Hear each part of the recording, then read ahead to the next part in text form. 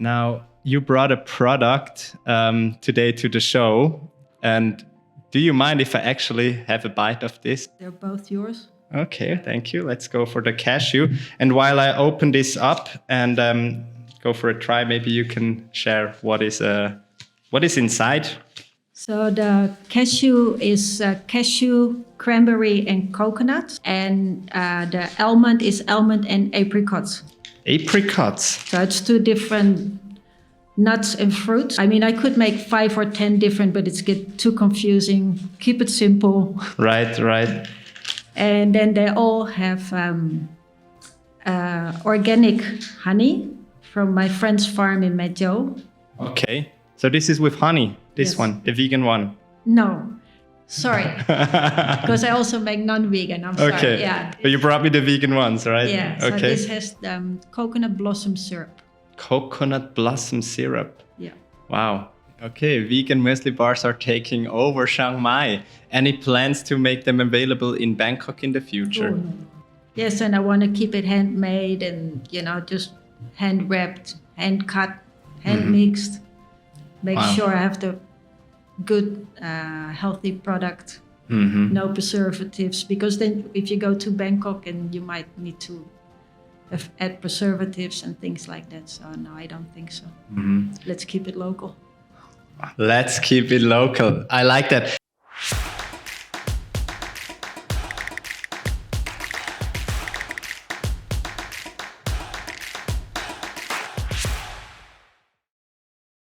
Welcome back to the plant-based podcast Asia, the place to inspire, educate, and connect.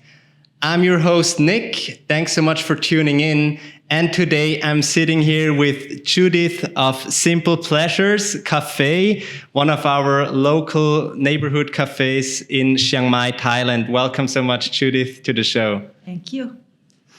So before we dive into all your amazing products that you're doing, I would love to have you share about your journey and how you got here, because if I remember correctly, you basically immigrated here when you were only 16 years old, right? So maybe start off by sharing about that. Okay, well, I did when I came when I was 16. After high school, planned to stay for 6 months and just fell in love and never left. My father started the Riverside bar and restaurant on the Ping River. So after a couple of months, I started helping and became active working, a partner in the business, and worked there for 32 years. Wow. So for the ones that don't know Riverside, maybe you can quickly share what that is. It's a very cozy restaurant with live music and boats. And so we're basically famous for food and atmosphere and music. I think it was even one of the first kind of Western style restaurants in Chiang Mai. Is that right? That's right. It's open since 1984. It will be 40 years. Wow. February. Yeah. 40 years. Okay, so you moved here when you were 16, and then, basically you're here still 40 years later, almost. Yeah. Okay. And how was that, just to quickly share with the audience, to grow up here? Wonderful. It was wonderful. It's so much freedom around Chiang Mai compared to Europe with so many restrictions and rules. And here people are good-natured and happy to help and share. And now I loved it. You never had the urge to kind of Go back? No, nothing. Okay. Wow. So, and you're running a cafe now. It's called Simple Pleasures Cafe. Can you share about the name Simple Pleasures? What's behind that? So 9 years ago, I decided that I wanted to quit by the time I'm 50. I'm 54 now. And because my kids were growing up, they did university, everything was finished, and I was ready for slow life. Okay. I no longer wanted to be running the big place and be the big shot. I wanted to be healthy life and daytime life. Because you were basically managing the Riverside, right? Yes. Yeah, so and then I met my husband, Chris, and he likes to cook and I like to bake. So we decided to run a small cafe from home. Wow. Yeah. How was that transition from running one of the number one like restaurants in Chiang Mai to opening your own small neighborhood cafe? Yeah, that was really hard adapting. Yeah. Yeah. What was difficult about it? I've always gone on such a buzz, it's always so many things to do. And so now I'm open for 3 days a week, which is still like 7 days a week work. But I can choose to go and do exercise or choose my work hours as I please. So that's wonderful. So back to the name, Simple Pleasures. Why did you name your cafe Simple Pleasures? What is that about? Well, because we're keeping things simple, and yeah, we love good food, good atmosphere, and we like to share that with our customers. Now, you brought a product today to the show, and do you mind if I actually have a bite of this? Please go ahead. So it says almond muesli bar vegan, and this is the cashew muesli bar vegan, and it already looks very homemade. I really like the packaging. Thank you. Beautiful. Well, while I open up, which one should I try, the almond or the cashew? They're both yours. Okay, thank you. Let's go for the cashew. And while I open this up and go for a try, maybe you can share what is inside.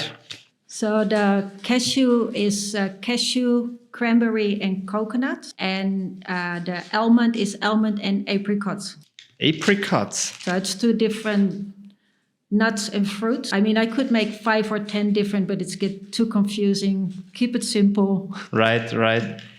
And then they all have organic honey from my friend's farm in Medjo. Okay. So this is with honey, this Yes. one, the vegan one. No, sorry. Because I also make non-vegan. I'm sorry. Okay. Yeah. But you brought me the vegan ones, right? Yeah. So Okay. this has coconut blossom syrup. Coconut blossom syrup. Yeah. Wow. It's a really dense bar. So I hope you can see that. It's like a really loaded bar. Something that I couldn't find in the or haven't been able to find in the supermarket for so far.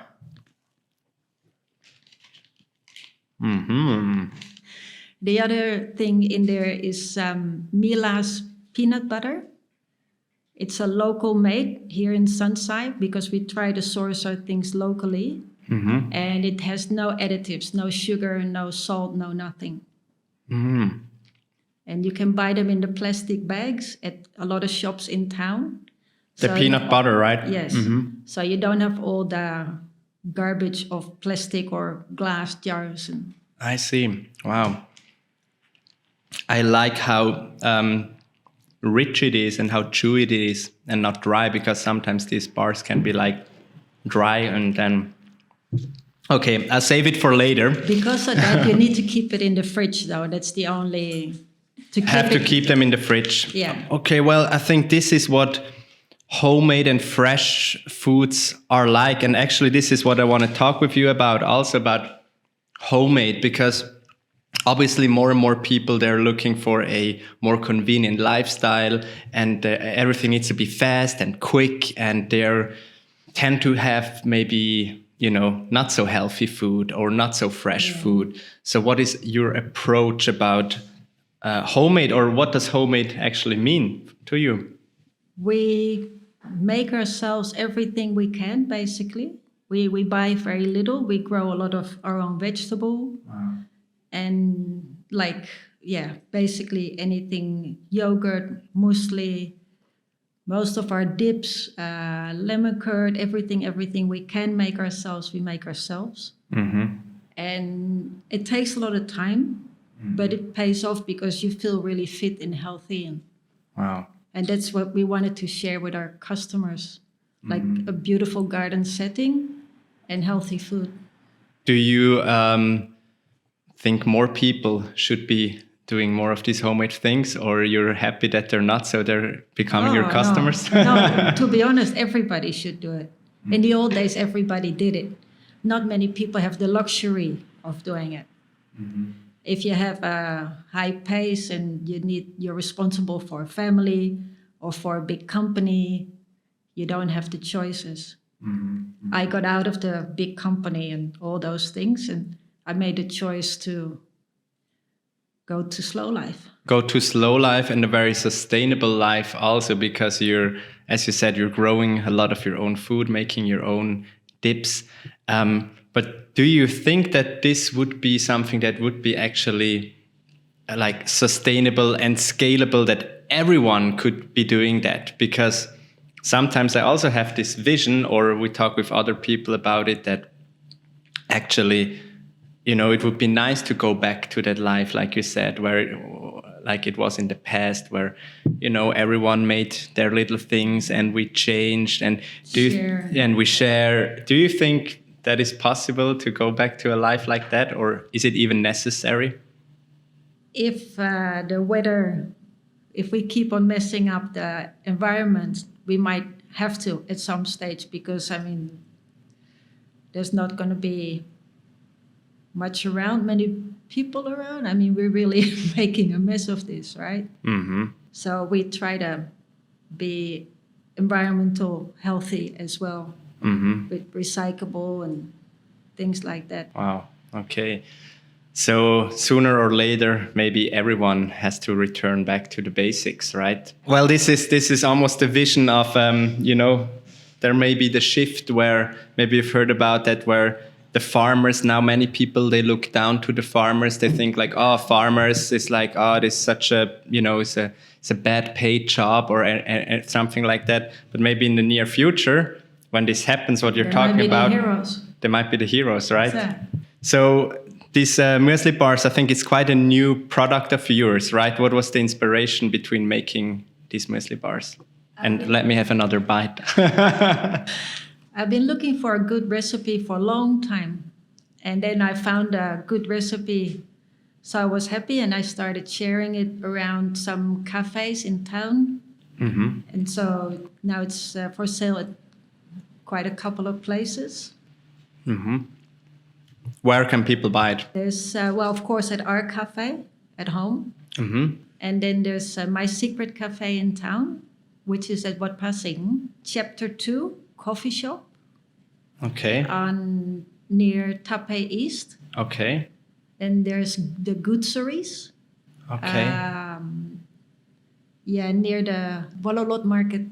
And Aggie's Hut at the Royal Project at the CMU. Okay. Oh, and Rolls.Space here, another local cafe. Okay. Vegan muesli bars are taking over Chiang Mai. Any plans to make them available in Bangkok in the future? Oh, no. It's hard enough to keep up with Chiang Mai. 5 places is a lot. Yeah. Okay. So it's actually very limited. So for the people that want to get one of these muesli bars, you better make sure you can get one. But why no? So is this basically you decided to, as you said, you left a big company, busy world, and you just want to make something small that gives you some income and have a good product? Or yes, and I want to keep it handmade and just hand wrapped, hand cut, hand mixed. Make sure I have the good healthy product, no preservatives, because then if you go to Bangkok, and you might need to add preservatives and things like that. So no, I don't think so. Let's keep it local. Let's keep it local. I like that. And this is also a little bit, often can be the problem between, like, you have this amazing product that you make homemade, and then it's not really scalable. If we want to scale it, then we have to add preservatives. We cannot ship it cold, so we need to do this and that. And it's a little bit a dilemma sometimes, but actually it comes back to what you're saying. Actually, we should have in each neighborhood a person making muesli bars. If you have some people in Bangkok, some people in the south, some people in the north, then this problem would be solved, right? Yep. Okay. Judith, what is your vision? Obviously, you already mentioned some words like environmental friendly and homemade, but in terms of what you are doing with your cafe and for you personally, what is your vision for yourself, for this world or this country? I'm trying to be sensible, maybe. I don't know. Just see it, what's going on around us, and try to make as little carbon footprint as possible. Try to think about, like, instead of always jumping in your car, grab a bicycle, and those sort of things. I like to think about it. And I like other people to be a bit more aware, but not everybody has the time, hence the luxury to do that. How can you inspire others to, of course, you do that with your products. Do you sometimes talk to people about these things, or is it difficult to kind of, make them aware or wake them up? I feel you can only be a good example, and it's up to them if they want to absorb and do a similar thing. I don't believe in teaching or telling other people. Just live by example, right? Yep. Wonderful. Okay, now maybe to wrap it up for today, for people listening this and they're inspired to do something similar, do something like a homemade cafe. Wonderful. Any tips and tricks that you want to share from your experience so they don't need to go through the same mistakes? It's a lot of work. More work than in the busy restaurant, or? Yes, but different, It's so much more inspiring. You get so much more back. People really appreciate what you want to give, and people really come back for that. Yeah, it's a lot of work, but it's wonderful. Okay. I'm very grateful for every day. Wow. Thank you. So do you have any specific tips for them, or just if they're tired, they need to keep pushing through? Depends, you have to look at the situation. And like at first we opened 4 days, and then we came back to 3. And yeah, you need to do what you feel good with, what feels right to you. Okay. Wow. I see. And for, some of our listeners are also foreigners that live in Thailand, or they may want to move here. Obviously you're more like a Thai citizen after 40 years, but is it possible for them to do a business here? And is this something that you would, advise them? Because some people, they see Thailand as a place where they can live their sustainable dreams. They can maybe build their, environmental friendly communities. Is this something that is doable? It's hard. The Thai government still makes it very hard. Yeah. Okay. There's a lot of the digital nomads and things like that they can do, but as running a cafe or selling food or a product, it's hard. Hard, but not impossible, right? Yes, As we see. Okay. Judith, do you want to have any last words to wrap up the session for today? Thank you for inviting me, Nick. It's been lovely to be here and for the opportunity to speak. So thank you. Thank you so much, Judith. And then to all of you out here listening, get one of these muesli bars because they're super tasty and they give a lot of energy. And I really also invite you, if you are in Chiang Mai or you happen to come to Chiang Mai, please visit Judith's and Chris' neighborhood cafe, Simple Pleasures. And enjoy the simple pleasures of life.